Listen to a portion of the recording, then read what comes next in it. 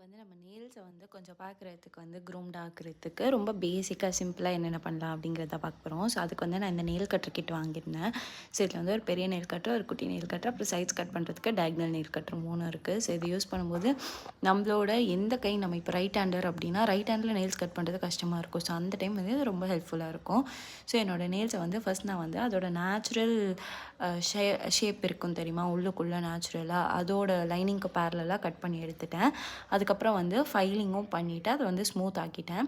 இப்போ வாடி ஹெர்பல்ஸ்லேருந்து நான் வாங்கியிருந்த கியூட்டிக்கல் ஆயிலை நான் என்னோடய கியூட்டிக்கல்ஸில் ரப் பண்ணுறேன். ஸோ இது ரப் பண்ணுறதுனால நம்மளுக்கு கியூட்டிக்கல்ஸ் ஹெல்த்தியராக இருக்கும், ஸ்ட்ராங்கராக இருக்கும். அண்ட் நம்மளோட நெயில்ஸும் பார்க்குறதுக்கு ரொம்ப சாஃப்ட் அண்ட் சப்பிளாக இருக்கிற மாதிரி ஒரு கொடுக்கும். ஸோ அதனால் இது அப்ளை பண்ணுறேன்.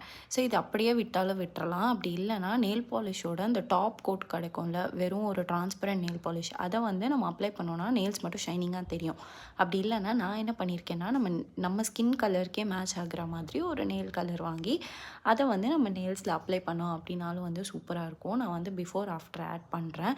ஸோ உங்களுக்கு ஒரு வெல் க்ரூம்ட் அப்பியரன்ஸ் அது நம்மளுக்கு ஏற்படுத்தி கொடுக்கும். ஸோ உங்களுக்கு இந்த வீடியோ பிடிச்சிருந்ததுன்னா லைக் பண்ணிக்கோங்க, சப்ஸ்கிரைப் பண்ணிக்கோங்க. இதே மாதிரி வீடியோஸ்க்கு அடுத்த வீடியோவில்